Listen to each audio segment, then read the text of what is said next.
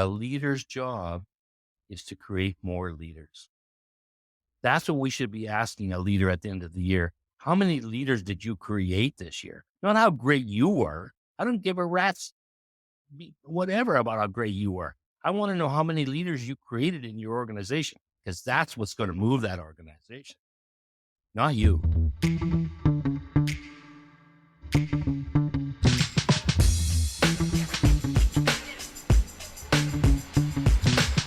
Hello and welcome to my show. Welcome to Relationships at Work, the leadership mindset guide for creating a workplace we love. I'm your host, Russel, a communications and leadership nerd with a couple of decades of experience in both those areas and a whole heap of curiosity on how we can make the workplace a better place. If you're a leader trying to understand and improve your impact on work culture and the employee experience, well, I'm happy to tell you something. You found yourself in the right place. Have you ever heard the term fire, aim, ready? Seems opposite, ready, aim, fire, and that is intentional. I love this. Fire, aim, ready. It perfectly illustrates how some organizations' leadership are so focused on being reactive and measuring success simply by doing something rather than thinking about what the right action even should be. It's that thing around intention versus impact. It's also asking the question, should we even need to take action at all? Now, does this sound familiar to your organization? I know a lot of them that are like this. A lot of cultures really subscribe to this. We just have to do something to show we're doing something. And it happens because, you know what? We get so busy. We don't prioritize the time to be thoughtful. We have a window to do a thing, so let's go do a thing, and then we move on to the next thing. We don't have that time to be thoughtful, that time to be strategic. We just have to do something to show we are doing something.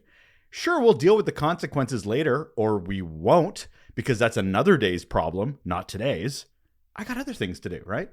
My guest today really wants to help us with this, and he believes that innovation and action can actually be better achieved if we focus on a few things first, like relationships and having a practice.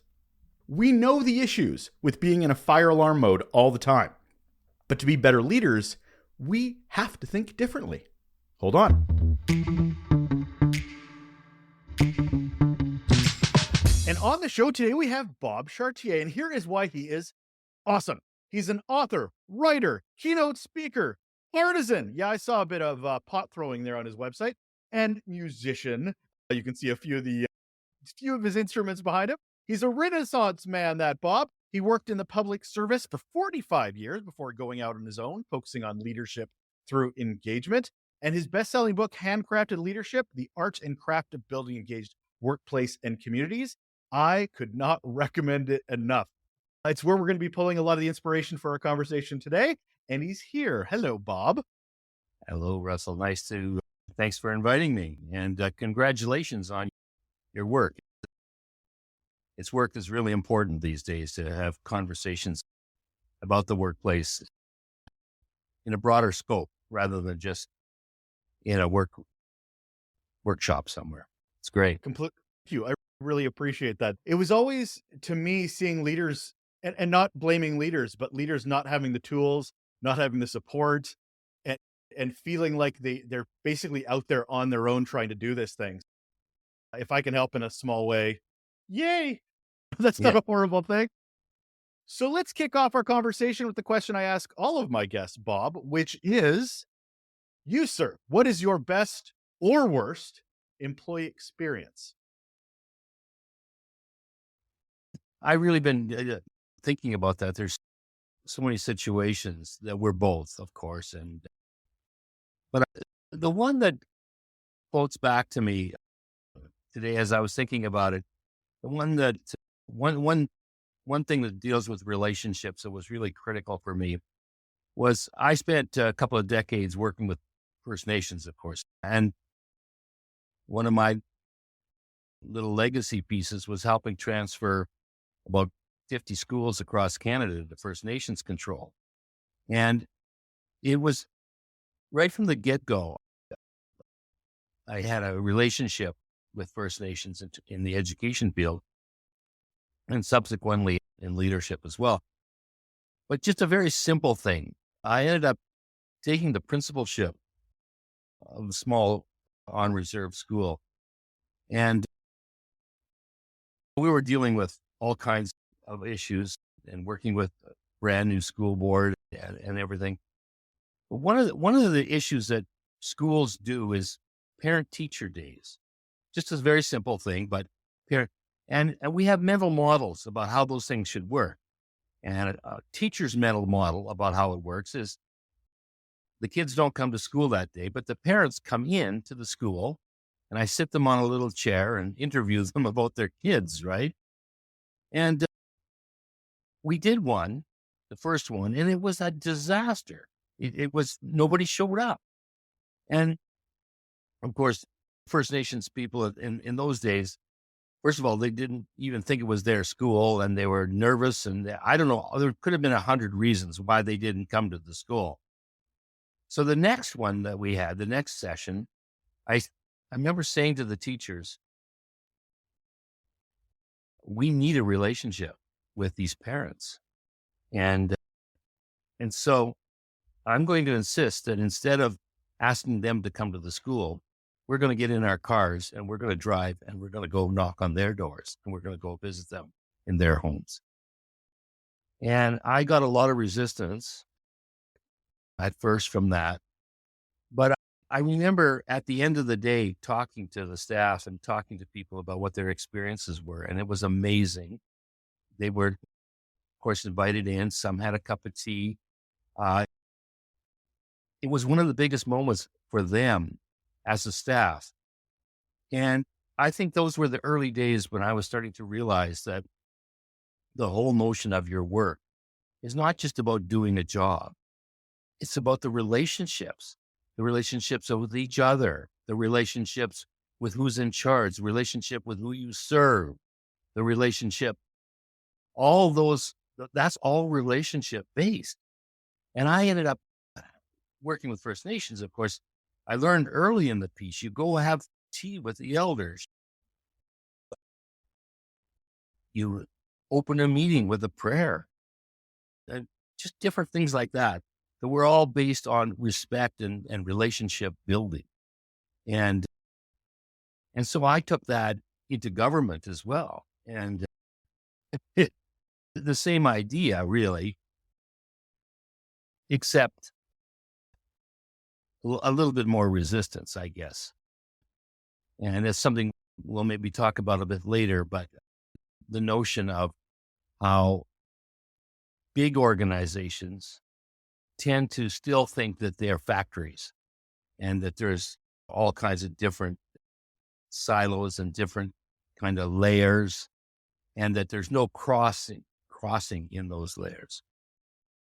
And so that's just one small, simple story, but I mean, there's a ton of them, of things that I remember thinking that we should be doing here that would improve our relationship.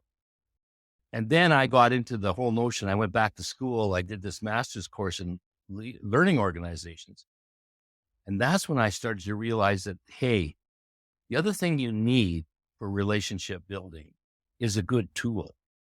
Like, and it's not enough to just, oh, we should have more coffee. We should, I remember just a simple little story. I don't know who taught me the tool or if I thought about it myself, but it's a simple little tool called the stand up. And the idea of the stand up is that a team will, before they start work that day, will take 10 or 15 minutes, get in a circle, not sitting down. It's not a meeting. There's no agenda. And just go around that circle and say, how are you? Good morning. Right? Something that we often don't do in organizations. We just walk in, take our coffee, sit down at our computer. Sometimes we don't even say hello to our fellow team people until 10 o'clock and we see him in the corridor. Anyways, I remember trying to introduce this and some resistance about it. And I remember one person told me, Bob, I said it would be good for relationship building too, to, in the morning, once a day at least, eyeball each other and say good morning. How's it going to go today? And one fellow said, Bob, hey man, we always go for beers. At least one, we go for a beer. Oh, I said, that's right. Yeah, you do. You must have the relationship stuff really handled because you go for beers down at the King Eddie or whatever. Yeah, he says, that's really great. That's really great. I said, are the women there with you? No, they don't come. The secretary doesn't come. Yeah. And, how about Freddie? No, Freddie doesn't drink. So if what they thought was a big, great relationship builder, which was this social thing, was actually a clique. And it was actually doing more harm in the relationship thing. So a lot of times we get this notion that relationship building is kind of a social thing. And we just need to have a potluck once in a while or go for beers. No, you need tools. And that's why that little stand-up tool every morning, that little tool made you say good morning, made you say at 10 o'clock today, we got guests coming in. We got to look after that. It was a tool that, well, it was incredible how to improve relationships. And yeah, I had to learn from the early days working with First Nations. It was very informal, but then I got into that stage where I realized that, hey, just like a carpenter needs a good toolbox, relationship building, communication, all problem solving, all those things needed tools as well. And so that was really a big leap for my thinking, and not my thinking and my practice, because I took it on myself to bring that stuff into the public sector, right? I mean, So yeah, you're talking to the show called Relationships at Work, so it's not like you're yeah, preaching. You're basically running exactly what inspired me to start this. Is the whole point that relationships matter in the workplace, and to hear your story working with First Nations and the benefit to your staff and your team, seeing the value in the impact of the work. It's one thing to talk about relationships. It's another one to get intention, impact, and value all connected to that. And right, so that's why I want to pull back a bit around your tools, because in your book, and the inspiration for our conversation today, is a term called possibility action. And a big piece of this show is defining terms, because as much as we throw terms around all the time and buzzwords and synergies here and there, we don't actually say what the hell they are. So yeah, I really want, from your perspective, what are we talking about, Bob, when we talk about possibility action? yeah. Actually, there's 3 words in there. It's in chapter 7 in my book, and it was the great learning from a very wonderful friend and colleague, Karen Bonner, who became a professional coach. And she's the one that brought this to me. Now, set the context of relationship. There's 3 words: relationship, possibility, action. And so I grew up in those 45 years. I saw a lot of what I would call action heroes. And they were, a lot of times they were men, right? I'm not saying all the time, but for the most part, they were kind of gung ho guys. If they were in Alberta, they would be get her done, that get her done. And they would come into a meeting, they'd come into the boardroom, slap the table hard and say, all right, I want 3 action items. That's what I want, 3 action items. And the rest of us are going, who the hell are you? Like, we didn't even know you. Or what? And you already want action items, but he had the authority, and so we would give him 3 action items. And off he would go, happy as hell, not realizing though that there were 10 people left in that room who thought he was a jerk, and who won't give him any help on those action items. He hadn't done anything in that room to establish a relationship with those 10 people. All he wanted out of them was his 3 action items. And so that really hit me when I started thinking about these characters. And the culture that we were developing around action, and it was rewarded. These people were actually they were rewarded for this. And Karen helped me understand about the critical nature of relationship. Now, the word relationship also has some real, it's the word I'm trying to use. It's sticky. And it's sticky in that it's kind of misunderstood. I used to talk about, it used to drive me crazy. We talked about soft skills and hard skills. You ever heard that term? Soft I skills hate and it. hard. I Yeah, it's hate it. horrible. And the hard skills were the get the data, get the agenda, get the financial, blah, blah, blah, blah. And then the soft skills were those people things. Oh, that's for the ladies in HR. Well, us guys will handle the hard stuff and they can do the soft skills stuff. It was insane. And there, there's a bit of a gender thing with relationship. And there's a lot of times men, if you say, how's your relationship with your fellow staff members? They'll panic. Like, what do you mean? What do you, or if you just say, how's your relationship? They'll go, well, are you talking to my wife? Like they just don't know what is going on here. You talk to a woman and often she'll say, we got some problems here. We got some good things going here.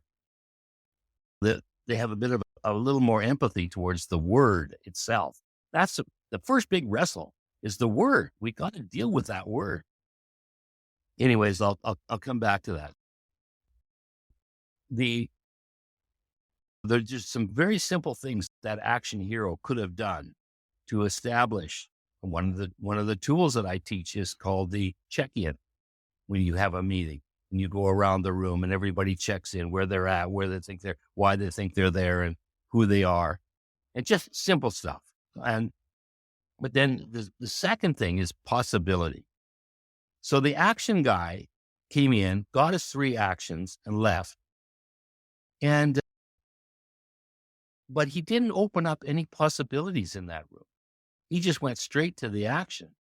So in my opinion, if you have a problem, let's say if you're working in the forestry department and you want to change the tree planting, I don't know, whatever.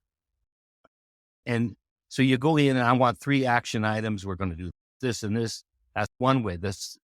With the 3 relationship possibility action, the first thing you would do is establish a team to look at it. You'd probably take a tool like a workout.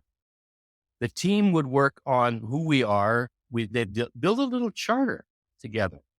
What's our code of conduct? What's our roles and responsibilities? That's how you build a relationship, is build a charter together, right? So now it doesn't take that long. This is not 2 months of charter. It's an afternoon.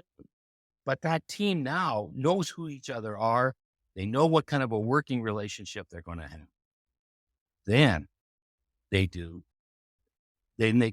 now you've got our relationship established. What are the possibilities on establishing this new forest management thing? What do you do? If you only have 10 people's ideas, that's pretty narrow. So you say, let's do a survey or let's do an open space. We'll put a couple hundred people in a room for an afternoon and ask them, frontline people, what they think. And you do an open space and you get 120 recommendations. Now, what's another word for 120 recommendations? 120 possibilities, right? So now you've got a great relationship established with the working team. You've got 120 possibilities. Now you can go into a room and get 3 action items out of those possibilities.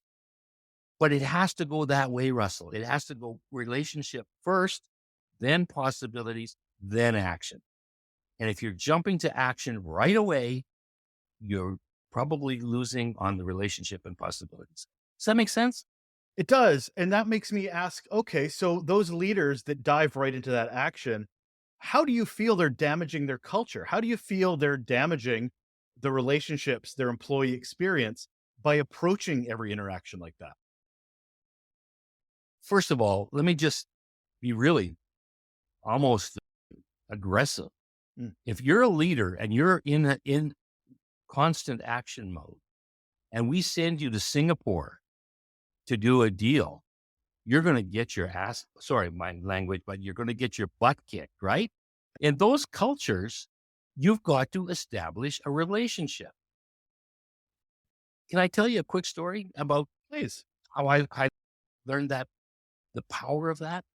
I was doing that master's program and I was in a class where he put us into pairs, and the pair of us, of my partner and I, we had to take a problem, an urban problem, and then we had to come up with some solutions, and then we had to sign a contract as if we were both consultants to how we were going to do it.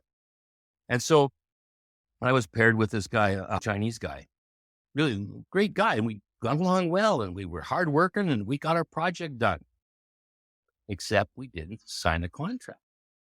And he seemed to be reluctant to sign the contract. And I kept meeting him, no, let's get that. Oh, no. One day he said, Bob, he says, you're bugging me about that. He says, we should have lunch. I said, sure. He says, you ever have Chinese food? I said, of course I've had those balls of purple sauce. No, he says, real Chinese food. This is in Toronto. So he takes me to this wonderful little Chinese cafe on Spadina. We go up these back stairs and there's steam and ducks. And I mean, it's wonderful. And we have lunch. And we are telling stories about my dad, the Saskatchewan plumber, and his dad, the Hong Kong policeman. And we're just having a great time. Halfway through, he stops me and he said, Bob, let's sign that contract. And I said, what's going on, man? Like, I don't understand. He said, I'm just trying to teach you something, Bob. I said, what are you trying to teach me? He says, my friend, if you're ever going to do business with Asian people, you're going to have to get a relationship first. Now that we've eaten together, told some stories together, got to know each other, I can now work with you. But I would be a faker if I signed that contract without doing this work. And that just hit me like a ton of bricks. Oh my God. And yes, leaders that don't understand that in other cultures, I mean, I knew that from First Nations cultures that I had to establish relationships, but it's all over the world. And so if you're working in some little government department, and you think you're the smartest guy in the world that can ask for 3 action items, you're going down a bad road, in my opinion. And any leader in that situation might also start using words like diversity, equity, inclusivity, and they're Yeah. kind of ignoring those if they approach everything as an action item because they're not taking anything else into consideration other than what they want and what they need or what their boss needs that they're trying to serve Yeah. in that moment. I can see that Yeah. absolutely fracturing. Absolutely. And I mean, we are now moving into a different world that I didn't grow up in, even though I worked in a diversity world. But I mean, the world that I worked in was a world where you didn't focus on how different we were. We focused on how we were the same and how we had the same problems and how we were going to work together and what kind of a relationship we needed together to make this work. I don't know how all that work is going, that diversity, inclusive, all that stuff. But it feels a little to me as an outsider now that it might be sort of driving us a bit apart. And we have to be very careful, I think, with that work, that we make sure that it's about relationship building, not catching you for saying the wrong word, right? That's just an old man talking here. But you know what? If you want to talk about relationships, relationship is about empathy and how we are the same and how we can work together and kind of those old fashioned ideas about work and getting things done in a society. So how do you move the needle with that, Bob? If you're going into an organization as a leader and you're noticing the culture's a little too action oriented and you as a leader want to go, where's the relationships? Where's the possibility before we get to that action? What are the steps to a culture change of that magnitude? Well, for those that have the power and the authority, they got to do the hard learning first. Because if they don't see that, I don't know how you really, I mean, they're the godfathers, right? If the godfather doesn't give the blessing, it's pretty hard. But if you follow my work at all, one of the things that I am a rebel is that I don't believe that leader comes with manager. You can be a manager and have the power and authority to do all that, but that doesn't mean you're a leader. Leadership is a practice, not a, a title. And so I I developed this corner of the desk idea where everybody can be a leader, but your leadership might be very small. You might be just the person that facilitates meetings every once in a while, or your leadership might be that you look after the plants in the building, but it's something everybody takes a leadership role. And that's what's going to save us from leaders, big managers, let's call them the big shots that don't get this work, is that we can still do it at our level. We can take up a leadership practice ourselves, and we can develop what I call communities of practice, communities of practitioners, and start to affect change in that way. That's a big story. That's bigger than the relationship thing. But I do think that the senior people have really got to have some serious conversations. I want to jump back to some things because your focus a lot is tools that leaders can use to Yeah, be better at this relationship thing, at this right. impact, this intention thing. So you were mentioning corner of your desk. Yeah. How is that a tool that can help with action and possibility? First of all, when I talk about the desk, let's talk about it as a metaphor, right? 90% of what's on your desk is your job. And the job has very clear protocols. You get paid for your job. You get performance managed for your job. And you do the job for the organization, right? And the organization gives you the job. And you got to be hired for the job. And you're paid for the job. But for example, a simple little thing like facilitation. What we do in our organizations, what we used to do, anyways, maybe we don't anymore, I don't know. But we would hire consultants, experts to do things like facilitation or coaching or conflict resolution or all kinds of these, what I call leadership practices. My argument is, hey, I know, and I can think of this woman right now. She works on the third floor. She works in finance, and she became very interested in facilitating. And we taught her how to do it. She started her own little practice. And within a couple of years, she was, yeah, it's Thursday afternoon. I'm going over to the blah, blah, blah department. And I'm going to do a facilitation. And she did it for no money. There was no performance management. It was a gift, a volunteer gift, like my old great, not mentor, but I wonder, Mayor Nenshi here talked about volunteerism. We need a spirit of volunteerism in our organizations where people they get 90% for their job, but what they could give back is 10% in volunteer work. And then that woman that did the facility, she started working with other people and they built a little community of practitioners. They saved the organization thousands of dollars. They were proud. They were so happy. Like they not only had they have a job, they now had a practice, all at 10% at the corner of their desk. I think it's a major breakthrough in leadership thinking that everybody can be a leader. Not everybody can be a manager or a boss, but they can take a leadership role in the organization. So that's the corner of the desk. Even with that 10% though, Bob, you're giving them purpose. You're giving Oh, them impact. You're giving them, and that just fuels the bucket for say 90% that is the job. Maybe it's not great every day, but that 10% helps overcome that because it's also something they have additionally to look forward to. I love that. I I absolutely love I wrote a book called Bureaucratically Incorrect: Letter to a Young Public Servant. And one of the things that I remember saying to a group of youngsters, young public servants, was, I wish when I was 24 in going into public service, somebody would have told me about Bob, not only will you have jobs, but you could have a practice. And if I would have developed my practice at 24 instead of 60, I would have had years of getting real good at that practice. And then the other thing the practice does, you can use those skills in the Girl Guides. You can use it in your community. You can use it after you retire. I mean, why wouldn't you want to develop a leadership practice?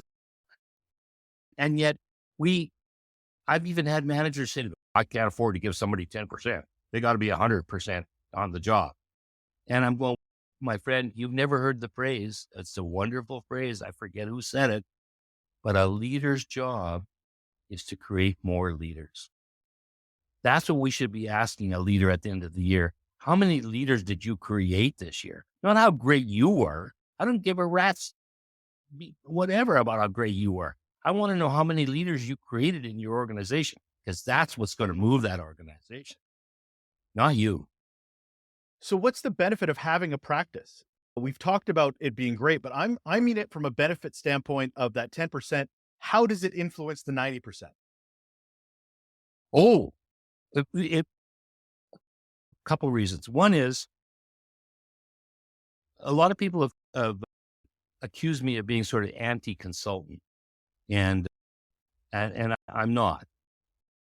But the way we used consultants for 50 years was to get them to do our work. And what they should have been used for is to teach us how to do work better. So I'm skipping that. I'm going, let's go straight to the frontliners. Let's make them into practitioners. And we'll create pride and retention. People will stay in your organization if they get a chance to do a practice as well as a job. And they'll blossom, and we'll save thousands of dollars, which is a big deal, saving money. But we support those practitioners with incredible consultants who come in and teach them tools and practices on how to really be good at what you do. But I got really tired of us always looking outside the organization for help instead of looking inside the organization. How does being a practitioner tie into the whole relationship possibility action piece? I can see that. I can definitely see it from if you're doing something you love, you will give it Yeah. more passion, more effort. You'll be looking forward to it. For me personally, every time I'm in that mindset, I'm immediately thinking, who else can I work with? How can I collaborate? Where's the innovation for this? So I'm thinking from the possibility standpoint, how have you seen it work? Well, I think you almost answered your own question there, because I mean, that's exactly what happens when you got in the BC Forest Service. We created a community of over 200 practitioners in the BC Forest Service. And the impact on that organization the reverberations are still felt. And people said that was the most meaningful thing, but it was also my community. And I had relationships with 200 people. And then those relationships were we go and work for an afternoon with a finance group. And now we had relationships with them. And they didn't have a relationship with a consultant. They had a relationship with us inside. And so we were going across boundaries. We were breaking down silos with these practitioners, right? And we were doing it from the inside, not from the outside. I want to tap back into something you had mentioned earlier, and you said it might be too high level. And I disagree, because you were talking about community of practices, plural. And I think looking at it from a larger standpoint might be more beneficial. These practitioners becoming these communities of practice and having a very positive impact to a larger organization. How do you feel that could shift cultures if we start looking at communities of practice from a higher standpoint? It's the only way to shift cultures. It's the only way. You got to do it from the inside. You can't go in with a strategic plan to shift a culture and say, we got some experts that are going to come in and shift your culture for you. That's not how it goes.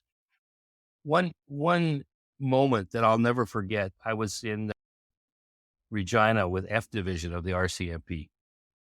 And the guy that brought me in was a practitioner. His name was Russ Marasti. He was the first Cree Indian to become, he's now Lieutenant Governor of Saskatchewan, Russ. And he was one of my practitioners. And he brought me in because he was head of F division. And he wanted me to do that open space with the 250 frontline cops. And we did. We spent an afternoon. And again, 110 possibilities, 110 recommendations came out of that little 2 or 3 hour session. It was amazing. And the brass took me aside. We went out for dinner and they said, Bob, what the hell just happened there? 100, we did. And I said, look, you guys, you're cops.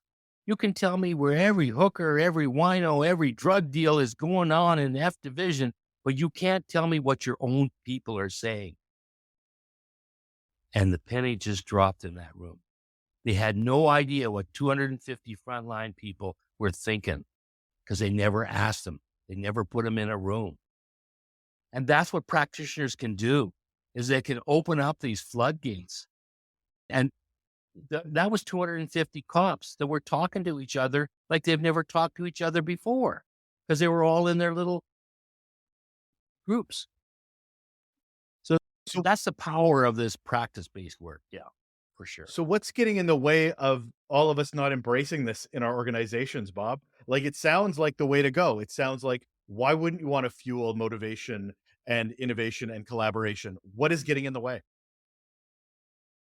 I don't think anything's getting in the way, Russell. I think except ignorance.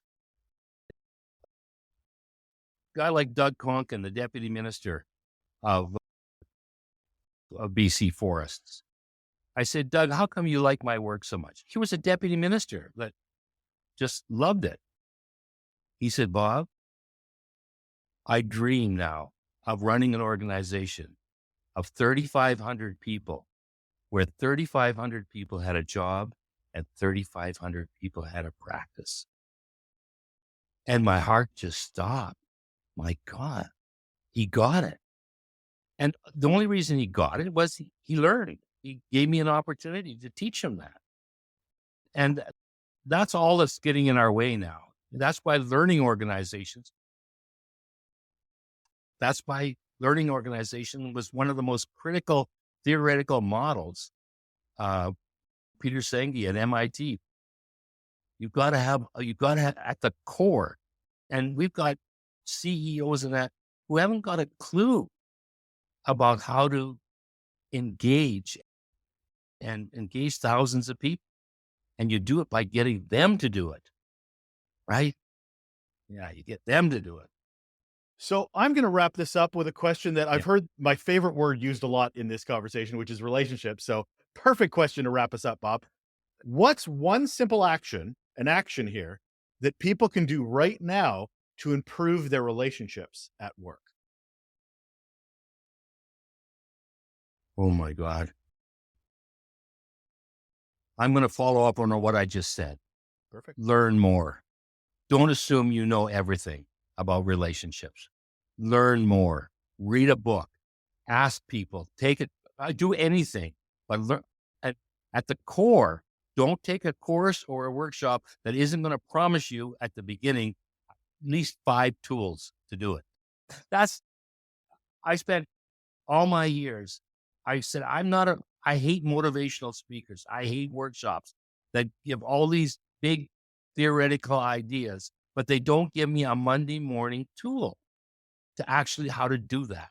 And that's what I would say your action should be, folks. If you're listening, get your learning up to speed on this work and make sure that it's attached to tools and practices. Theory without practice is kind of like benign. That is Bob Chartier. He is an author, keynote speaker, and the author of a best-selling book you should really pick up called Handcrafted Leadership. Thank you so much for being here, Bob. Thanks, Russell. I really appreciated this. You're doing good work. That is it. That's all. That is another episode of Relationships at Work, the Leadership Mindset Guide for creating a workplace we love. I am always grateful that you join me week in and week out, whether it's the guest episodes or my mini episodes that drop every Thursday. Anyway, I just want to thank you so much in taking the time to do that. If you have a few moments, really would appreciate if you'd go to the apps like Spotify and Apple and scroll down. You'll see that rating and review line where they have those 5 stars, or you can leave comments. Either or, really appreciate your time in doing that. It helps the show get found. It helps it grow. And I couldn't appreciate you more to do so. So thank you very much. You take care of yourself.